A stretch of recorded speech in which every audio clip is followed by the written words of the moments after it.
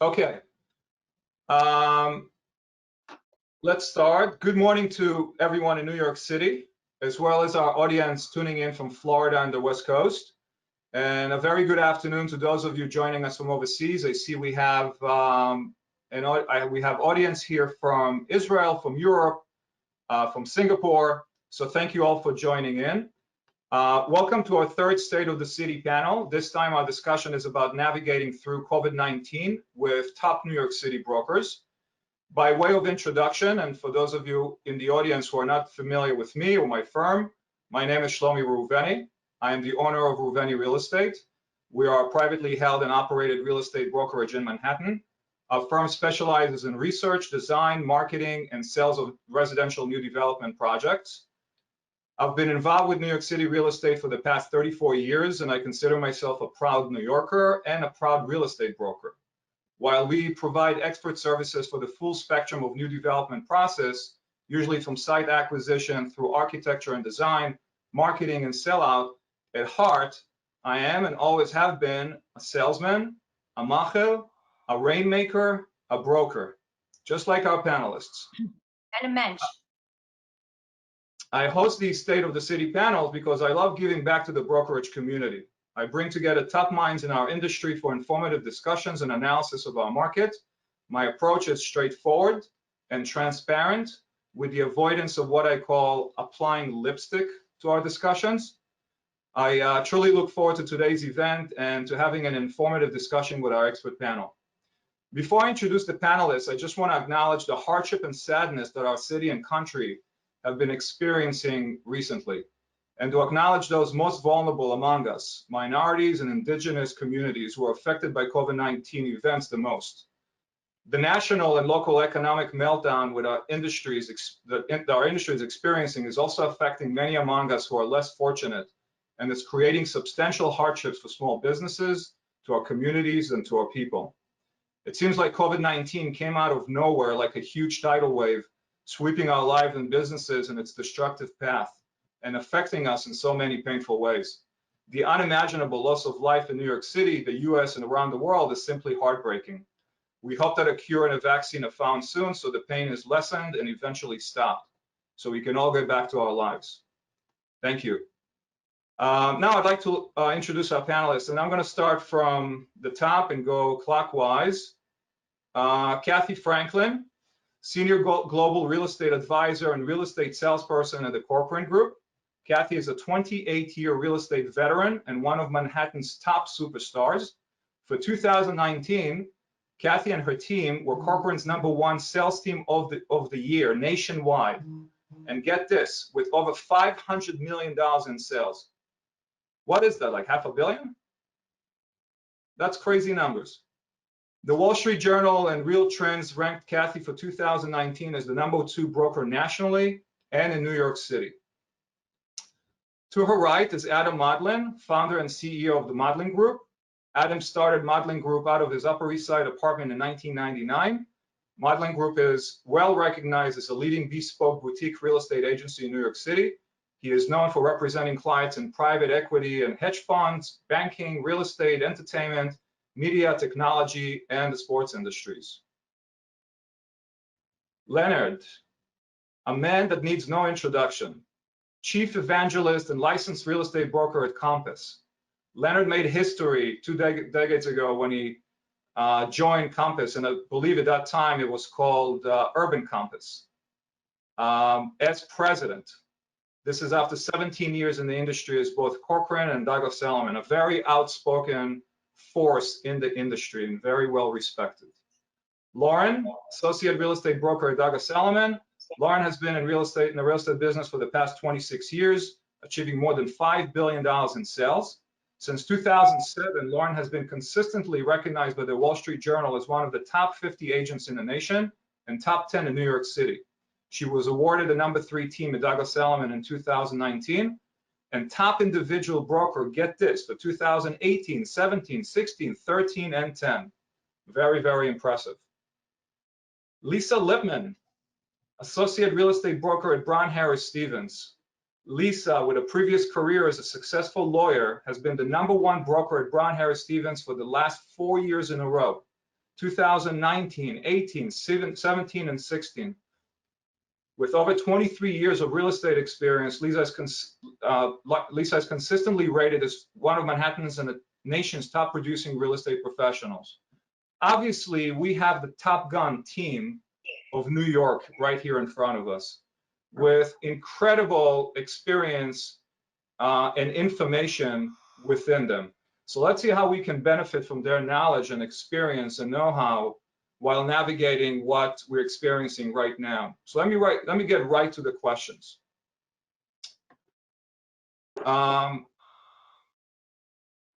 March 9 to the 16th represents the last normal week of business operations before COVID-19 hit and business as we knew it came to a halt. That was 4 months ago. I'd like to hear from all the panelists, and let's start with the same order. Let's start with Kathy. Give me your take on March 2020 versus June 2020 market conditions. Kathy. So maybe March 13th during the shutdown. Of course, it was so sad and so scary for the world, but we've seen since phase 2 happened a real uptick. We did sign 2 contracts during the shutdown. Almost all of our closings for us personally are happening. Also, just like with Corcoran Sunshine, during the period of March 13th to July 7th, they signed close to 80 contracts and have close to 90 out. So we're seeing June, since phase 2 happened, as definitely moving forward and up. But obviously, in the current state of the world. Okay, Adam? In March, as the pandemic hit, we were all initially in a state of shock as to the world events. And when something like this happens, the very first thing that we do is think about our family, our friends, our colleagues, and just circle around within our network and make sure that everyone is safe and healthy and well. Thereafter, in terms of our business, everyone experienced a state of shock.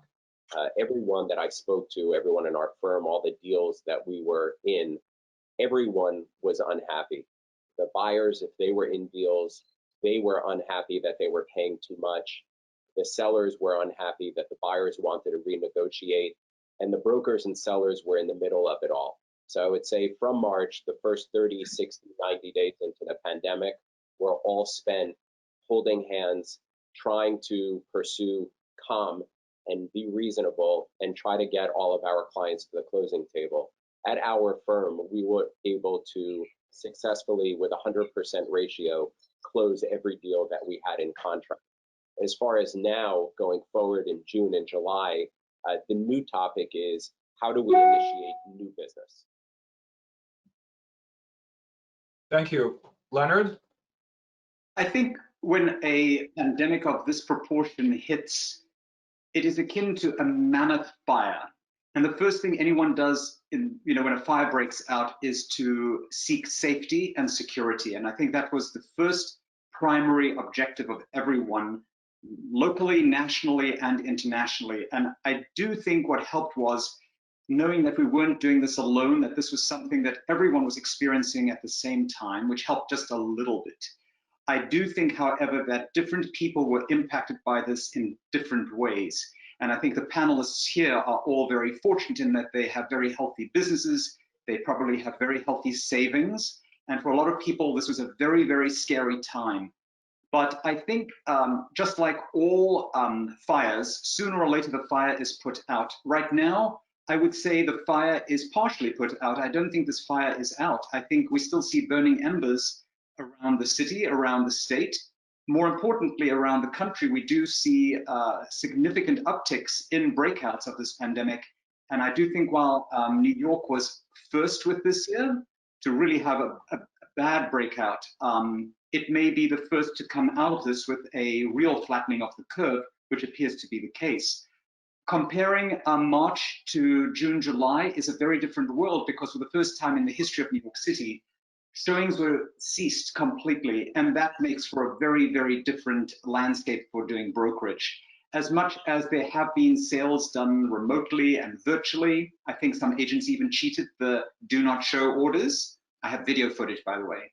I do think, more importantly, there is a group of sales now that are happening because we can physically show. And I think at a certain price point, without some form of physical showing, doing large scale investments is very difficult for the consumer to commit to. However, everyone has been talking about this new world of virtual showings. We should be reminded that for the past 2 decades at least, people have been buying real estate from floor plans and renderings. Years ago, the renderings weren't even that good, for very expensive apartments too.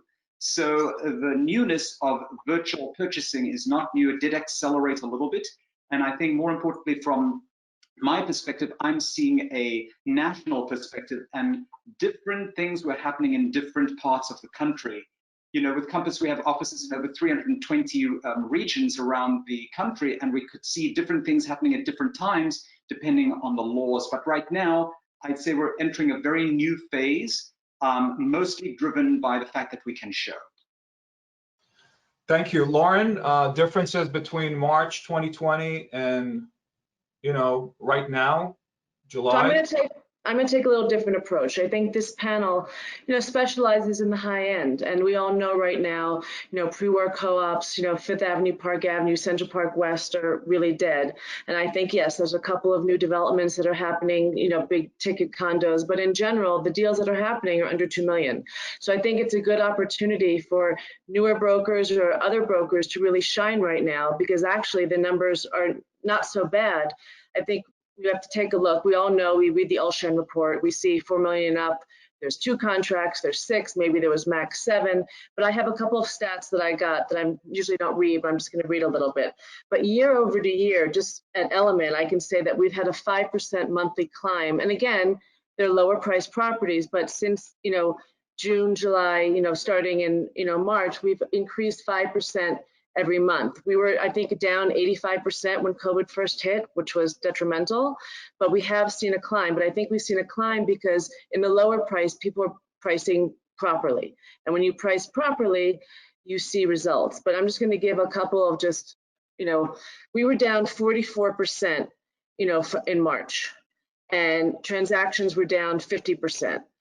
And that's because we're selling fewer properties that are high and more, we're doing more transactions. So volume is up only because we're doing more transactions, but the number, the price of deals are down. So the average price in March was 1.8 compared to June, which was 1.6. The discounts from the last ask in March were 3.8 compared to 4.68 in June. These are not the big discounts people are seeing, but again, we're talking about smaller properties that are trying to price themselves right. You know, from the original ask, a lot less than I thought, 6.33 in March compared to 6.91. Again, this is an average, and we're not doing a ton of deals over 4 million. Days on market, you know, the big days on market, 104 in March compared to 103 in June. Again, people are pricing properly, again, smaller properties. And then, you know, I would say the fact that we're doing a 5% climb in pricing is good right now. So we have to be a little bit positive, and I think it's really a good time for brokers who do, you know, 3 million and under to shine. Thank you. Lisa? Well, it's kind of fun and interesting that we all are going to say little different things and take it from different perspectives. So what I'll start off by saying is that in answer to your question, what's the difference between March and June or July, is that in March, I think, as you said, we were all hit by a tidal wave. And for the month of March, whether it was the middle or the end, I think most people believed that this was going to be a 2-month situation and that things would come back once the virus was under control. And I personally, I think I was hoping, and a lot of people hope, that it would be a little bit like a 9/11 situation where things seemed super bleak for a period of time, and then there would be a bounce back. I think what we realized by June and July is that this is going to be a longer situation. We're probably looking at a year at least until this thing is under control. We're going to need a vaccine. And, you know, it's going to take longer. I really do believe we're going to come back, but it's going to be a longer timeline. So I think that's a big change. And, you know, as in every business, and certainly in our business, being successful is a big combination of both IQ and EQ. And my son's girlfriend overheard me on the phone the other day with somebody, and she said that she really thought that what I have the most of is like a PhD in psychology, because what's been really important in the last few months is finding your inner psychologist, and as Adam said, really speaking to buyers and sellers and understanding their fears and their feelings, and the way deals have stuck together over the course of the pandemic, ones that were in contract before, has been by listening to both sides and getting both sides to understand what's going on, and that in the long range, in the long range, the future is going to be good, but in the short range, things do feel bad. So you have to explain to sellers that buyers are very sensitive to that, and you have to explain to buyers that in the long term, they're going to be okay. Interestingly, I've done 5 deals since COVID hit. They've all been in the last month, and they've all been, except for one, over $5 million.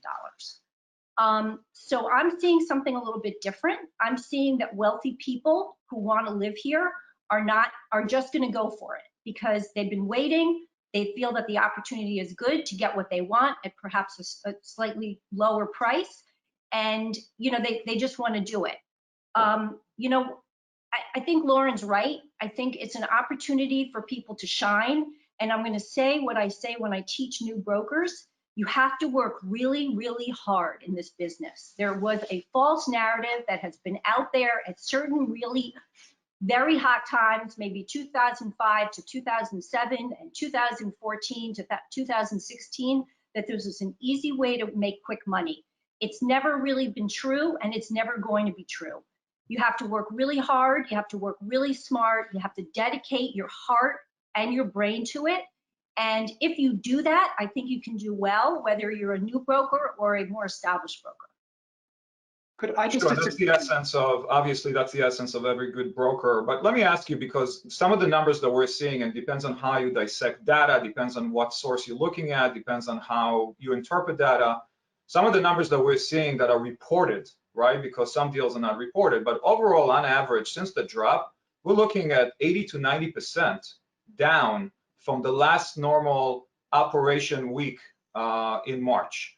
And if you compare it to last year around the same time, the numbers are very similar. Now, number of transactions is one thing. And if you look at number of transactions, the data shows that most of the transactions, like you said, are under $3 million. The majority of those transactions are under $2 million. And the majority of those transactions are under $1 million. And a lot of them are in co-ops, not in condos. And if you dissect the inventory that actually gets transacted, and I'm talking about the past 12 weeks or more at this point, it's mostly studios and 1-bedroom apartments with very little transactions at the high end. Now, this panel here is a very strong panel that handles all type of inventory transactions, but I also know that you concentrate on very high-end properties with very affluent buyers. So let me ask you, because it seems like you handle a lot of listings. I know that you do buy as well, but you handle a lot of listings. And when you look at inventory numbers, we have had an increase in inventory week over week for the past 4 months. While transactions, the number of transactions is really low in comparison with times like 4 months ago or a year ago. What do you tell your sellers? How do you navigate with your sellers? What do you do about pricing? What are your recommendations when deals come in or offers come in? Do sellers at that level, at this point, have they decided to just pull their listings off the market, go to the Hamptons for 6 months and come back and deal with it when it's all over? Or what do you do? What do you do as brokers that handle a big inventory of listings? Kathy? Well, first of all, my business has always been probably 50-50 of buyers and sellers. And I think many on this have been through trials and tribulations in New York and in the United States before I I went into the business right after the stock market crash of 1987. Then there were all the Wall Street layoffs in the early 90s. Then there was 9/11, and then there was the stock market crash in 2008. And every situation is very, very different. And this current situation is a global situation. But if people have the resiliency to stick with the New York real estate market, I think that in the long term, they're going to be fine. If you walked from your contract in 9/11, you could not get back into the market 2 years later at the price point that you walked in. You couldn't get back into the market. That was the same thing in 2008. In 2009, it felt very much like it feels today. And the kind of numbers, I don't know the exact numbers of 2009, but it was one of the slowest markets I've ever felt personally. And then in 2011, you couldn't, again, get back into those prices. I also agree with what Leonard said before. With Leonard, I have done multiple deals from floor plans. So doing a virtual tour, as Leonard was saying, is actually much more than one would have had from a floor plan buying a new development 3 and 4 years before they were built. But Shlomi, I think it is going to be a tough road. There's like no misunderstanding about that. But I do think New York always comes back. I've been here since 10th grade. I left for 4 years to go to Boston, but otherwise I've been in this city, and there is no, I mean, Central Park is one of the most beautiful parks in the world. It's 800 acres plus. You've got so many other beautiful parks, museums, the culture of New York. It has, I think, the most spirited, creative community in the world. So the people who will stay here and will purchase here have to have their believe in the resiliency of Manhattan and Brooklyn and the whole city. Thanks, Kathy. Adam, what recommendations do you make? What advice do you give your sellers today? Well, we've all experienced prior to the pandemic, it's been a buyer's market for the last several years. And now present and post-COVID, it has even accelerated that more, where the inventory far exceeds the demand. And in that case, it's about analyzing together with your client what their goals are. For example, this illustrates right now one of the clear benefits of a condominium. If buyers cannot achieve the prices that they're looking for, they can opt to put it on the rental market, warehouse the apartment for 2 or 3 years, and then potentially look for a better market down the road. In a co-op, you don't have the same opportunity to rent it. Also, if your client is looking to upgrade in New York, which many of our clients are, this is a phenomenal time to sell the apartment that you have. If you bought the apartment any time in the last few years, you're not going to make money on what you're selling, but the far greater opportunity is on what you're upgrading to. I was just on the phone with a client who has a $6 million apartment to sell, and they said, Adam, we're not going to make money on the apartment. And I said, that's correct, you're not. But the greater opportunity is an apartment I can identify for you that was an $18 million apartment that you could buy for $12 million. And that's what to focus on. Cool. Leonard? Well, I'm equating this moment to March 23rd in the equity markets. On March 23rd in the equity markets, the Dow had dropped from somewhere around 29,000 to 18,500. And I think the world was kind of in a bit of a panic mode and deeply, deeply concerned. But had you invested on March 23rd in the Dow, you'd be up over 40% today. In the NASDAQ, probably even more. And I do think that is a message about long-term thinking and long-term confidence, which I know my buyers certainly have always focused on, and I've always focused them on that specific topic. Because when you think real estate in short-term mindset, you really are going to run into trouble more than likely, unless you get very lucky. So I think March 23rd is the moment we're in right now, where people see this moment of uncertainty. And I think I agree with Lisa. We all expected this to be the 9/11 bounce back, but I think we're ignoring two additional topics that are very, very critical to the equation in New York today. We have COVID-19. We have definitely flattened the curve. Right now, just to give you some stats, which I think is very important, in Manhattan County yesterday, we had 53 new cases. In Miami-Dade County yesterday, that 2,916 new cases, which speaks to density is not the problem. You are seeing Palm Beach, not a dense environment at all, 593 new cases yesterday. Dallas, 1,029 new cases. LA County, 2,465 new cases. Manhattan's density is not necessarily the problem, but we do have two other issues that are of concern to all buyers, and they should be of concern to sellers. And these are areas where I see tremendous opportunity. Number one, we had protests because of the Black Lives Matter movement. And I think the American dream is about the capacity to protest, which I celebrate. Unfortunately, a small element crept into that movement and delivered riots and looting.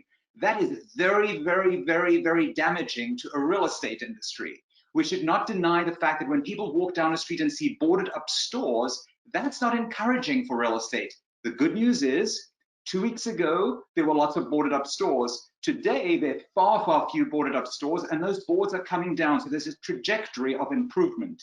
And then the third thing is, one of the worst marketing moments in the history of mankind has been the title, Defund the Police. I have never heard of anything more stupid in my life. I do, however, believe that restructuring the funding of law enforcement and who enforces the law and how that is done is significantly important to the improvement of law enforcement and how we handle crime. But the fact that it was titled Defund the Police, followed by a weekend of 50 shootings, automatically leads the consumer to believe that you've defunded the police, crime is going to soar, and then you have a problematic market, because who wants to invest into that market? Now, the reality of defund the police is that there are multiple other ways to deal with the issues that the police are being forced to deal with that they shouldn't have to deal with. Issues with domestic violence and homelessness, that is not the job of the police. But we in New York City need to celebrate the fact that we have one of the most amazing police forces anywhere in the world. Are there rotten apples in the basket? There always are. There are rotten apples in the real estate basket. There are rotten apples in banking, in the medical community. There are rotten apples everywhere. What we have to do is have enforcement of laws and enforcement of policies. So the police force in New York City has the most extraordinary capacity to improve because they're so great already.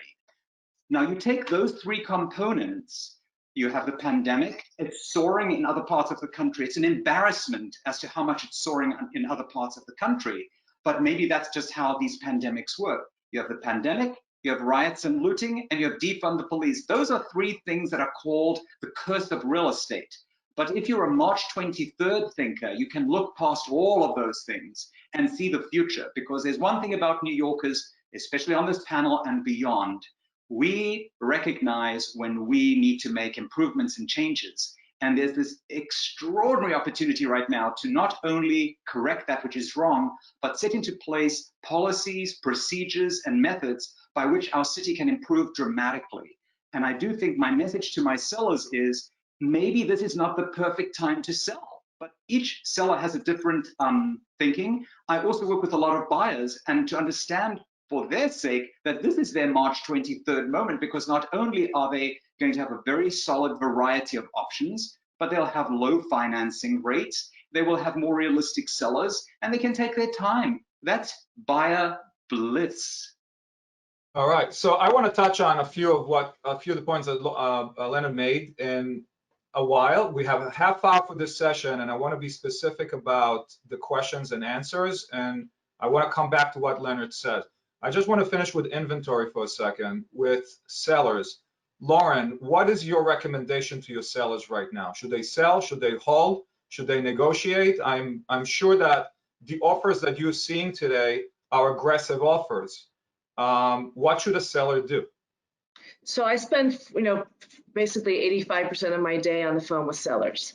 And the big question is the police affecting this? Is this affecting this? Should we wait? Should we rent? Should we sell? Should we, what do we do? Do we reduce now? So basically, I just give them the choices. I mean, New York is going to be fine, but is it 6 months? Is it a year? Is it 18 months from now? We just don't know.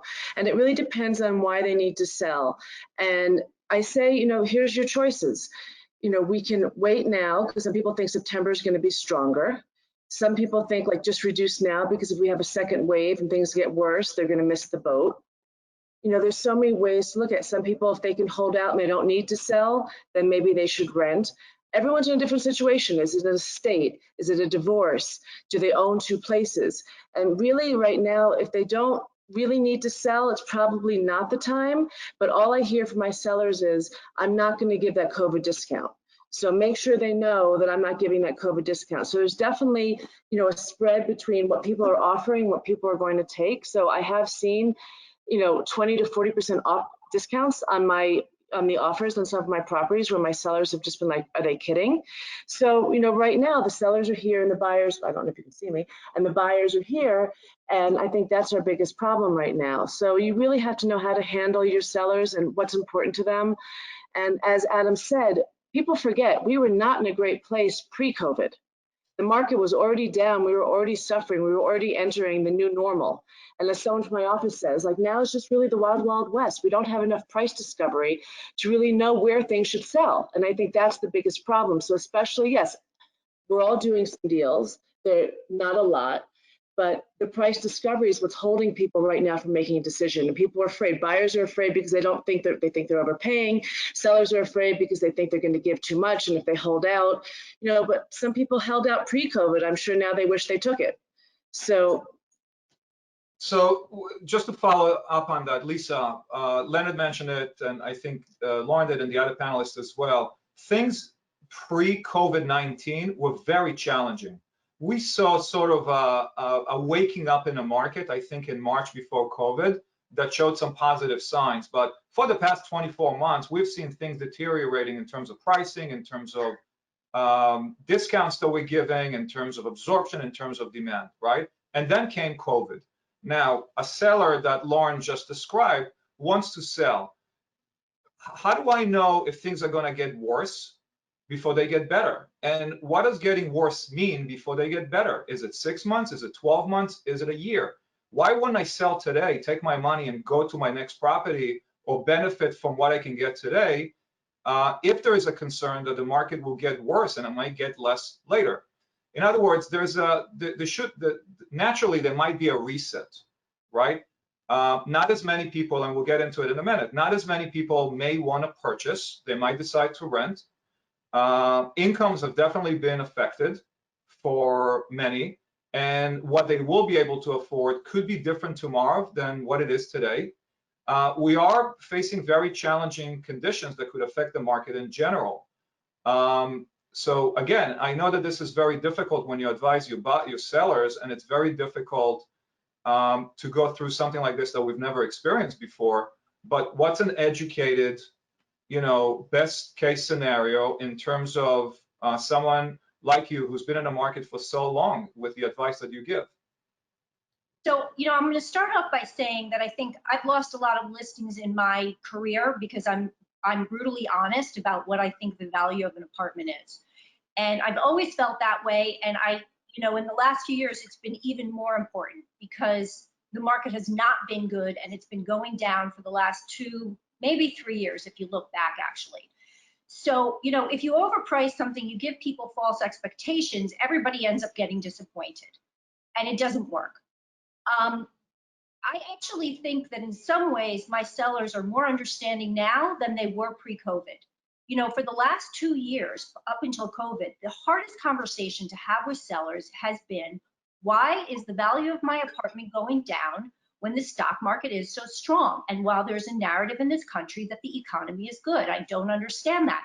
And, you know, every time I've explained, I think I understood why it was. One of the things that I said was that people don't have a lot of faith in the stock market being so high, and they don't have a lot of faith in the governing of this country, and that they're waiting for the other shoe to drop, that something doesn't feel right. The stock market feels overblown, something feels wrong. Well, I don't think anybody expected that the other shoe to drop was a global pandemic, and it's terrible that that's what it was.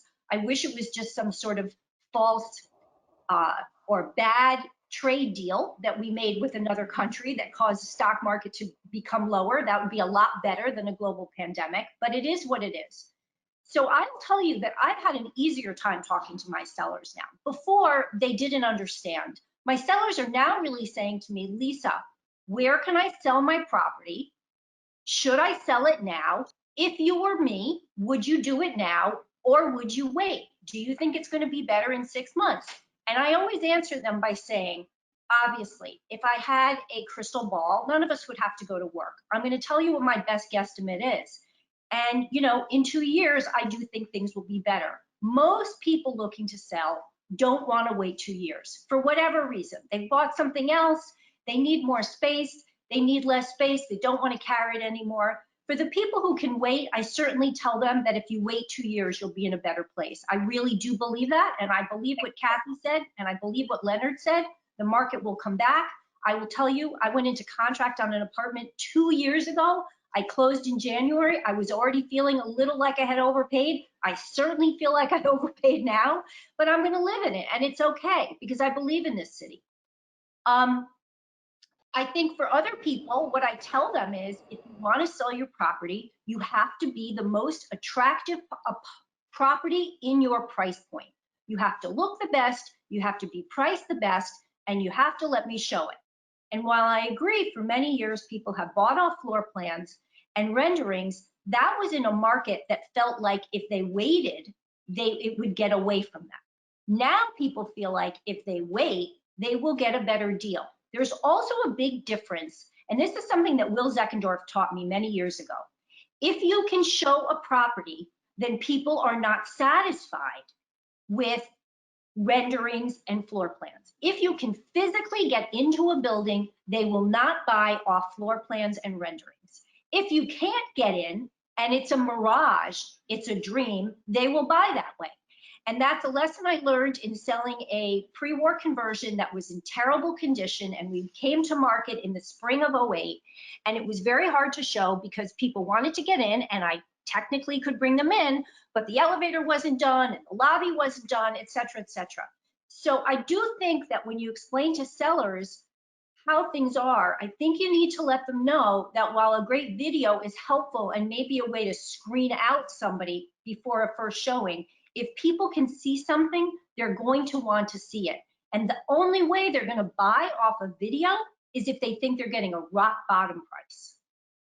All right, I have 20 minutes, 18 minutes, and I want to use it in the best way possible. And I want to cover two things. First of all, the first thing is going to lead into the next, but we are dealing with COVID-19. We're dealing with very difficult conditions that have caused the consequences that we're all talking about right now. Now, to live in this city, and we talked about sellers, sure. Now let's talk about buyers. To live in this city, you need to pay a premium. And people pay the premium because of everything we are, everything that Kathy said and Leonard said and all of you said. People want to be here. COVID-19 is driving people away. Now, we have heard, all of us, about people going to Westchester and Connecticut and Long Island and Florida, right, to stay out of the city. Are they coming back? And if they are, when? And what happens in September if there's another wave? And what happens if schools don't open?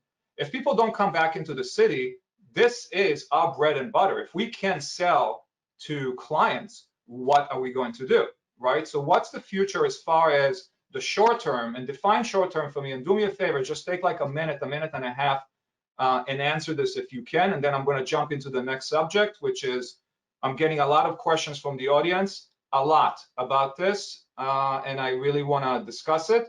It goes to what Leonard mentioned, but let's talk about COVID and people coming back into the city. And is there a flight out of New York? Is it temporary, or is it much more than just temporary? Kathy? I think it's temporary, and I think it's really important that you mentioned Florida, and with the numbers that Leonard mentioned a few minutes ago on Florida, are you really fleeing New York City right now to go to Florida with what's happening in Florida? I think New York has been so strict and really tried to keep their community so safe that we're hopefully, knock on wood, in a better place right now, and hopefully we can stay there and have the numbers go down. But I think a lot of the fleeing specifically was in the first 5 to 6 weeks. you saw that you could not rent anything in the Hudson Valley, in Westchester, in the Hamptons, or in any of the surrounding areas. But I do believe that that has calmed down. Since phase 2 happened in New York, we've had like 20 or 25 showings of real people, and some of them would drive in from Massachusetts, again from the Hamptons, from the Hudson Valley, from New Jersey. But we've had real people coming to see properties and coming for second visits. Okay. So Adam, I think, yes. Is there a flight out of New York? Is it temporary? Is it more than temporary? Shlomi, I think the media delivers a very misleading message to the public. I believe that now New York and will always be the greatest city in the world. That's why I'm here. I'm here as we speak.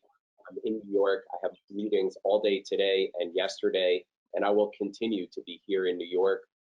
The media likes to project a message that everyone is leaving New York City, which is not true.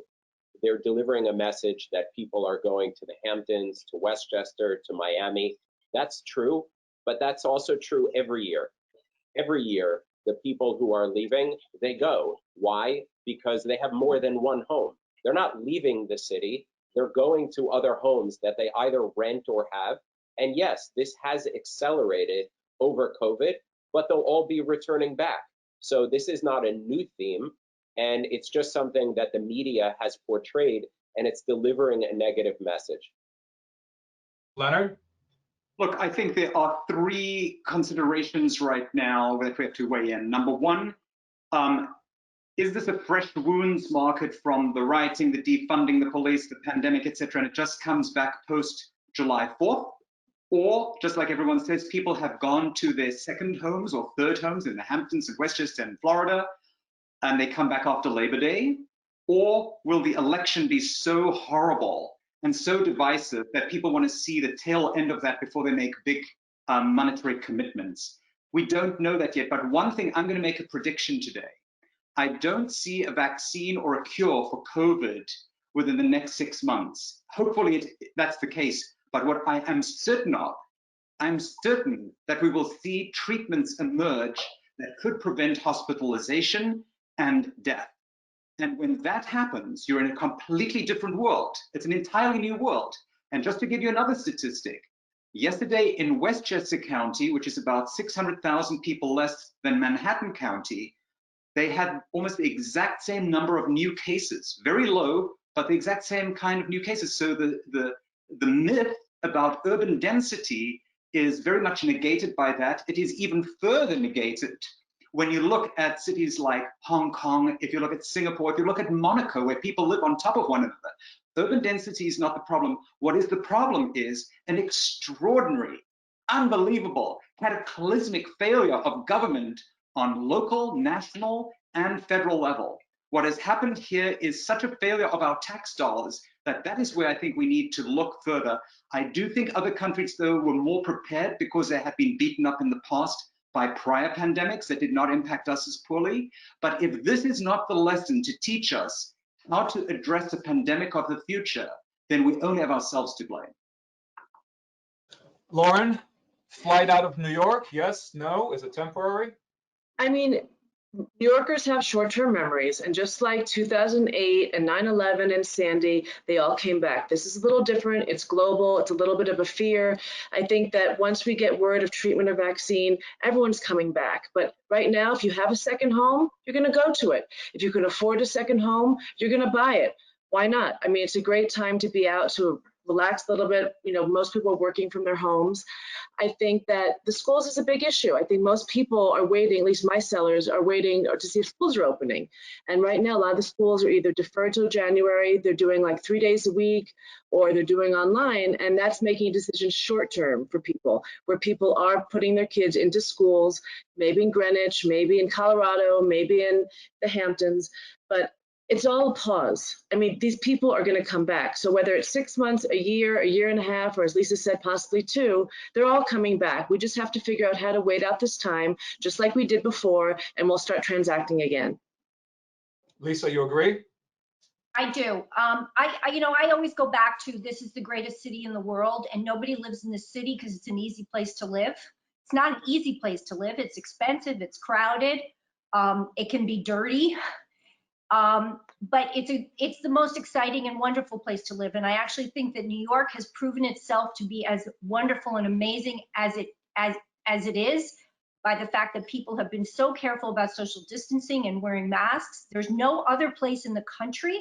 The only place that I saw the same kind of thing was in Provincetown this summer. People were so careful and so respectful of each other.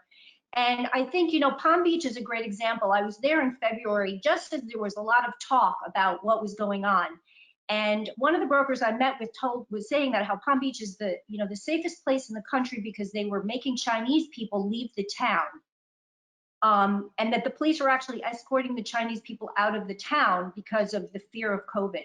And what I think is really amazing about this city is that we've always known that it's not about the people, different wrong people being here. It's about what you do to protect each other. So we've always been very open-minded about the right things in the world. And now everybody understands that by wearing a mask and social distancing, you're not only protecting yourself, you're protecting your neighbor. And I think that this city has proven itself to be a neighborly place, and people will come back. The only buyers I've had who have fled have been people who were on the fence before, found New York a little bit expensive, weren't sure if they were going to raise their families here, and this gave them an excuse to go someplace else. But I also think that really the most important thing that has been said about this is what Leonard said, is that density has been proven not to be the issue. People's behaviors and people's responsibility to their neighbors and to their community has been proven to be the most important thing. And New York has shown itself to be that. We did that after 9/11. We rebuilt downtown. We went downtown. We supported downtown. And we're going to do it again. And we may have a resurgence, but we'll nip it in the bud again. I really believe it. All right, cool. I'd love to hear all that. And I'm going to play devil's advocate for a second because the audience is requesting it. So Barry Sternlicht, who is the CEO of Starwood Capital, which is an investment fund with over 60 billion in assets, was recently interviewed about the state of New York City. And he made some pretty strong comments about the city. Now, those comments go beyond, do people like the city? They don't like the city. They go way beyond that. They look at very fundamental issues with the financial and management structure of the city, which would or not appeal to a certain level buyer. And he goes on to say, the concerns that he's expressing, by the way, are shared by many in New York City. And you know what I do? I do new developments. I speak to banks on a regular basis and developers on a regular basis. My clientele is either developers of condominium projects or people with multifamily portfolios that are heavily, heavily invested in this city with their own equity, not just large funds, collecting money from investors. So there's a lot of blood and sweat and tears in terms of their investment in the city. And this city is very important to them, to their livelihood, to their families, and so forth, right? So the concerns that he's sharing are shared by many in New York City and the business world. And it goes like this. The coronavirus pandemic has left New York at a tipping point state. The pandemic that hit New York City in the worst way possible and the looting during the unrest in late May have caused New Yorkers to reevaluate the city's density, which you just discussed, as well as the rundown infrastructure and high cost of living. Some families have already left, but he goes beyond the virus. He blames a blue state mentality that favors organized labor and sees that taxing the well-off is the best way to close the budget gaps. He himself is one of several titans, if you recall, who left New York to take up residence in Miami, largely because of the lower tax burden. And he says, and I'm quoting, if they raise taxes, more people leave, and social burden of those that are less fortunate falls on ever smaller revenue base. The services of the city get worse, the city gets dirtier, the police show up less often. It's a negative cycle. Now, New York has been counted out before, and I'm quoting, from what he said. In the 1970s, it almost went bankrupt after Ford denied the city federal aid. It bounced back after September 11, 2001, and I believe all of you were here with me to go through that. And then again, after the financial crisis wiped out 100,000 jobs in the city, and almost $3 billion in tax revenues, right? We came back, but this time might be different. As long as there's no COVID-19 vaccine and the virus is spreading, big city tourism, sports, and events such as conventions will largely be on hold. We know that investors from overseas are not here right now. And I don't know if you heard just, recently, they're trying to eliminate foreign students from actually staying in the city if they're not enrolled next year, which is just unbelievable. Demand from tech companies like Amazon and Facebook, both of which secured new space during the pandemic, he says will disappear if millennials don't want to live in a city. And according to him, they don't.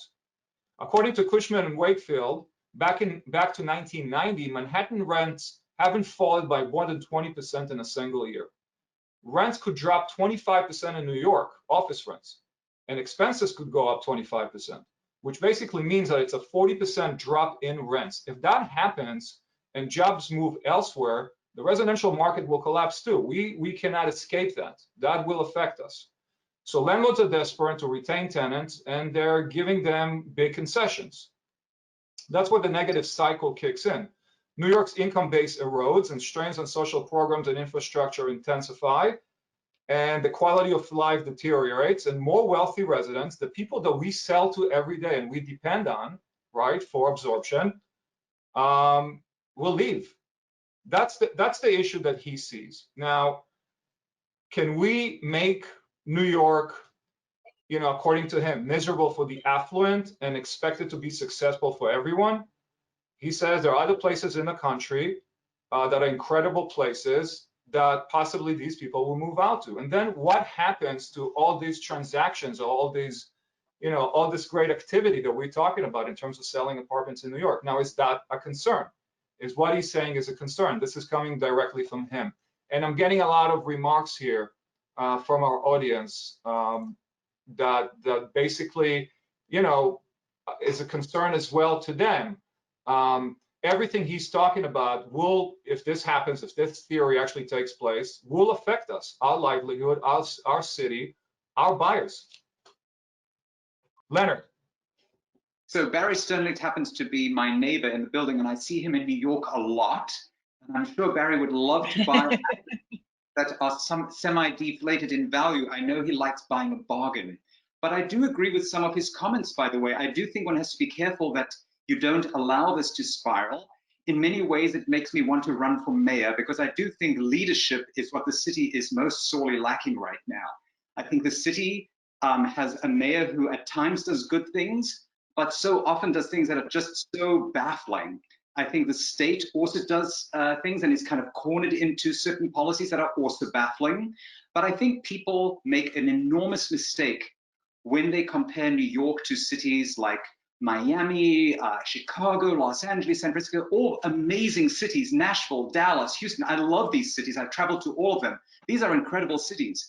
But New York really is a city that should be more compared to a London or a Paris. This is a global center. And for anyone anywhere in America to achieve what has been built in New York would not take 50 or 100 years. It would take many, many, many, many more years than that. So I do think the great thing about New York City is that there is this massive amount of tremendous volume of highly educated people who are extremely aware at this moment of the issues that confront us and want to find solutions. And I don't think the extremists at the very right or the extremists at the very left are those that are going to dictate what happens in the city. I do think it is a time for centrist practical policy to emerge, and I think New York is probably an epicenter for that, because we are very much a capitalist socialist environment if you think about it. I do think that there are enormous opportunities for billionaires to put their names instead of on a library or a wing of an art museum, of which we have a lot of, maybe to build affordable housing or a housing opportunity for the homeless. I do think this pandemic is going to fuel tremendous awareness of hygiene. And I would agree with Barry. This is up to us as New Yorkers now. And I urge everyone on this, on this program, as well as everyone watching, to understand that these things are not going to happen on their own. We have to get involved. And actually getting involved and being beneficiaries of that involvement is what's going to lead us in the right direction. But that'll require work. All right, guys, we have 16 minutes, and I want to leave some more time for answers. But I do want to get your take on this. Lisa, you want to chime in? Yeah, I just want to say that there's always going to be very wealthy people who leave New York City to pay less taxes. That's been happening forever, and it's always going to happen. I personally don't see those people as real New Yorkers, because if you're a real New Yorker, you want to pay your taxes here because you feel like a New Yorker, and you want to realize that the reason why you love New York is also the reason that it has issues, and you want your taxes to go to things like what Leonard said, homeless shelters, education. Education is huge. If we make the public schools in New York City better again, like they were when my dad grew up in Forest Hills, this city will be not only the best city in the country, in the world, but like by 100 times. So I think that we really shouldn't focus on all of the billionaires or the few billionaires who move out to protect taxes. If you want to live in New York City, you don't live in Miami to save some money, because let's be honest, the people who move to save tax money, it's a rounding error. That's not money they actually need to live on. It's a mindset that they don't want to be taxed so high. And I'm not blaming those people. I understand that it doesn't feel great to be taxed at a high level. I mean, I know I get taxed at a very high level, but I'm dedicated to this city, and it's okay. So I'm not so worried about that. I do think that we do have to be mindful of our politicians. I do think we need more centrist government. A city like this can only run with a centrist government because, again, it goes back to why we like to live here. We like to live here because we want everybody to feel comfortable in this city. And, you know, if it's too left and if it's too right, then not everybody feels comfortable. Adam, thank you, Lisa. Adam? Shlomi, you should also point out that Barry also acknowledges in his interview and multiple interviews that while there's a very negative sentiment in New York right now, he said people don't like to talk about it, but it's also the best time to invest in New York. And that tells the whole story. Barry is bullish on New York, and if you show Barry a good deal, he's all in on New York, and I am too. Okay, and the next panel we'll talk about the definition of what a real good deal is. Kathy? I was going to say two things. First of all, he left way before COVID. He left like 2 years ago in terms of residency. And second of all, when you were mentioning London, Leonard, and New York, there will be a vaccine and Broadway will come back, and the Met and all the museums and all of the arts and the symphony and Lincoln Center and Carnegie Hall, and London is definitely up there with New York, but there are not many cities in the world that have that type of fabulous creative community like New York. There just isn't. I also think technology might be the savior of a lot of the issues we're dealing with right now. Give, for an example, Allard, which is one of the great restaurants of Paris. They installed an air conditioning system that is used in surgical environments and created these exquisite screens to partition tables, and they're fully functioning. There are technologies that will be introduced to address the concerns of the consumer, but I do think politically there are thousands of opportunities to improve what we're experiencing right now.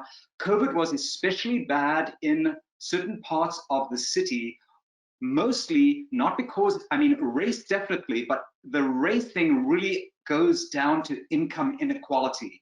We are right now experiencing an income inequality that is at extremes.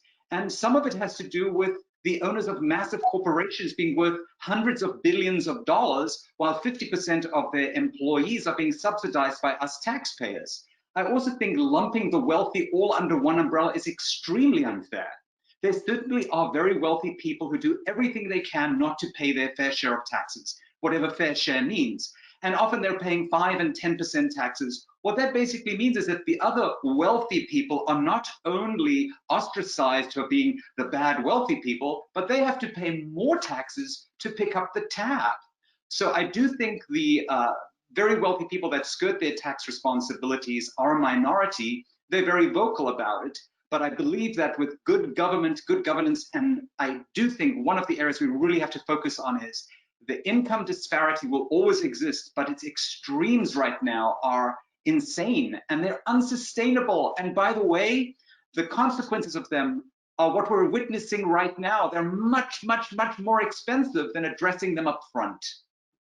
Right. And I have a feeling that that's our next panel. We'll delve more into the political aspect of it. But again, guys, you all have to be concerned with the state of the city, because if the city deteriorates, and in order for it to not deteriorate, it's two things. It's capital and it's management, and management as well as leadership, like Leonard said. If we don't have that, we're not going to be able to sell. We can talk about New York being the greatest city in the world, and it is true. But if it keeps deteriorating, if the homelessness issue is not resolved, if crime is not resolved, did you see that this past weekend we had 50 shootings in the city? 50 shootings. We haven't seen this in decades. This cannot continue. This cannot deteriorate. And if it does, in addition to what COVID is doing to us, in addition to the retail issue in the city, which we haven't touched on, the offices in the city, which we haven't touched on, the hospitality in the city, which we haven't touched on, all this real estate is staying vacant, right? It cannot sustain. Where's the money coming from? The city is in deficit right now, huge debt. Where's the money coming from to manage all these programs? And especially what Leonard and Lisa also mentioned, right? The social programs. If there's no money, it cannot sustain. Shlomi, I have to interrupt. I'm sorry. Let's not ask where the money's coming from before we address the subject. Where is our money going to? So we have a very horrible socialist style program in this country whereby a good portion of the taxes we New Yorkers, New Jersey residents, Connecticut, Illinois, California residents have a good portion of our federal taxes siphoned off, redistributed to other states who need money. So the shortfalls we're experiencing are a consequence of, one, political mismanagement for sure, but number two, theft. Let's call it what it is. It's theft. You have people taking the revenues that have been generated from our state and redistributing them to other parts of the state. We can do that when we don't need the money. But when we need the money should be spent in our state.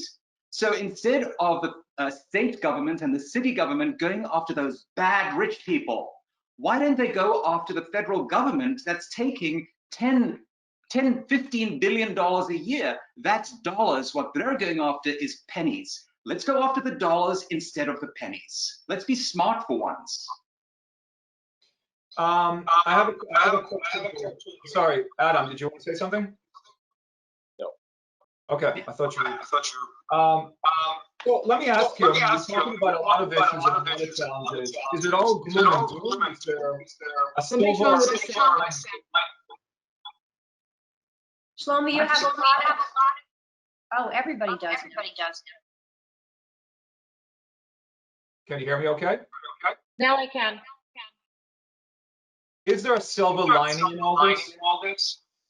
Yes, awareness and honesty. If we are aware and honest, we can resolve all our problems. If you take accurate inventory, you can run a company. If you take an accurate inventory of a city and a state, you can resolve its problems. We just have to be honest about our problems and not political about them. Adam, silver lining? This has shown all of us more compassionate, more sensitive about I find that now when we speak to people, going straight to the we're checking is everyone that everyone is Shlomi, the sound's off. My sound is off. Everybody's has an echo. This must be our cue. I mean, the silver lining should be, this is a crash, we're on a pause, and we'll all be back, and we'll start again. A whole new world is awaiting us as we find a treatment for COVID. The treatments already are significantly more advanced than they were 3 months ago. New York was kind of the testing ground for treatments. If you look at the death rates in Texas and Florida, Arizona, California, they're significantly lower already because we understand this disease significantly better. That's number one. A viral vaccine is in our future. That's number two. Number three, we have an amazing police commissioner in New York City right now who is working on extraordinary plans to not defund the police, but to reinvigorate and reinvent law enforcement. And please, God, let's change the title of this marketing campaign. It's ridiculous. And then thirdly, I think there's another silver lining too. You know, I think the problem with vacant storefronts, that's been an issue for several years in New York, and we've been talking about it. And, you know, we all know that there's certain tax incentives for landlords not to rent spaces for less than they want to. I think what the quarantine, COVID-19 has shown us is that when stores close, how bad it is for neighborhoods. It's really made it very clear. And I'm hopeful that when we come out of this, we're going to realize that part of having a vibrant and safe city is having storefronts be open and have neighborhoods be lively. And I think people are getting much more appreciative of small businesses and how important they are to the fabric of the society of New York. Do you guys? I think we're about to I want to let Kathy talk. She's raising her hand, but do you see what you were saying, back to what you were saying before, Leonard, and it came up during the whole time when New York was in the beginning of dealing with Corona, is New York State, the whole state pays disproportionately to the federal government completely. It is so unfair if you look at us versus other states as a whole, the amount that this state is contributing to the country versus other states. Let's go around. Tremendous. I just want to ask a few questions. Does somebody have their speaker on by any chance? I haven't touched it. Okay, let's just go around real quick. I just want to ask a few fast questions. Just give me, a quick yes or no. Working virtually, is that here to stay for good? Kathy? I think the Zoom call is really feeling like. Sorry, Kathy, go ahead. Kathy, go ahead. You were saying virtually? Working virtually, is that here to stay? I think it is partially here to stay. I mean, I'm working virtually today from my bar, but I'll be in New York for 6 days next week, dealing with marketing properties, and we were in New York the week before, so I'm going really back and forth a lot. And I think that you can handle all of your phone calls like Lauren was speaking about. You don't have to physically be there to be on all those phone calls. Actually, we have found to have a virtual closing or to, reviewing properties via Zoom, but you do physically have to be there to show the property, to meet the people, and to really find the right home for people. And that goes back to something Lisa said before, is our parents' generation, I think everybody on this panel is similar generation, our parents' generation looked for a home to live in. And I think that's really important what you said before, Lisa. You may have bought before the market went down, but this is your home. And I view that as I own a townhouse in New York. I've owned co-ops in New York. This is my home. I'm not running to sell it. I love it. It is my home. Guys, we have 2 minutes. I want to go around. Virtual working. Lauren, here to stay, or is it just a fad? I think it's here to stay. I think to sell an apartment, you have to show it. You have to be there, you have to touch and feel it. But all these phone calls, I turn phone calls into Zoom calls, and it's so much more personal, where you're usually on the phone. You're not always meeting your client to go talk to them. And to be able to Zoom and feel like you're touching, I think it's changed. And I think it's really a wonderful thing. You can have team meetings every week. Everyone can be part of it. No one has to show up somewhere. I think it's here to stay. Leonard? I believe we've been doing virtual work for years already. I've done deals from the floor of the Picasso Museum in Paris. So I don't think this is anything terribly new, but I do agree with Lauren. Seeing people in these calls is wonderful. Although when you look at some of the technical issues we've been dealing with for the last hour, I'm really ready to get back into a room and meet with people. And I like having, I also like interrupting people, as you can tell, and these environments don't allow for that. Lisa? Oh, I think that it's going to be a hybrid. I think from everything we learn, I think there's going to be more people realizing they can do a lot from home, from Zoom calls. But I think it goes back to why we like to live in New York. We like to be with people. I miss the laughing and camaraderie of my office. I think a lot of people do. And I think we will all look forward to going back to our offices and seeing people. So I think hopefully we take some good stuff out of this, right? And from now on, we're never going to submit 10 reams of copies of board packages. It's all going to be done electronically. Maybe appraisers are not going to have to go into apartments. Maybe we'll do more virtual closings. Some of that stuff's going to be a positive, but we're still going to want to get together and be with our colleagues and be with our clients and see them. Adam? There's nothing that replaces personal interaction for me, but I think virtual does add a new component to our business. I think it also forces us to work a little bit smarter, more efficiently, and more focused. And I think this will be a part of our new world. Okay, cool. Guys, we have 30 seconds left. I just want to close up, and I just want to say, I've been in this city for over 30 years. I raised my family here. I live here. I work here. I breathe and eat and drink and think this city. I love this city. And I'm really concerned about the current circumstances and the management of this city, because I do see the concerns that Sternlicht is discussing. And to me, it all comes down to one thing. It comes down to management and leadership. For New York City, as for the nation, the key to navigating the current social, racial, health, and financial crises is to strive and establish the right balance between promoting and maintaining a healthy, sustainable, and rewarding business environment, while also establishing a strong and just policing, education, housing, and health structure for all racial, gender, and economic differences in communities. That's a must, in my opinion. Our city, as well as our brokerage and real estate industry, must be inclusive as well. If we want a fighting chance to overcome these hardships and prevent deterioration of New York City, which will certainly affect all of us, our lives, families, and livelihood, we all must act now and demand leadership and change from our corporate, city, state, and federal authorities. But like Leonard said, it starts with us and it ends with us.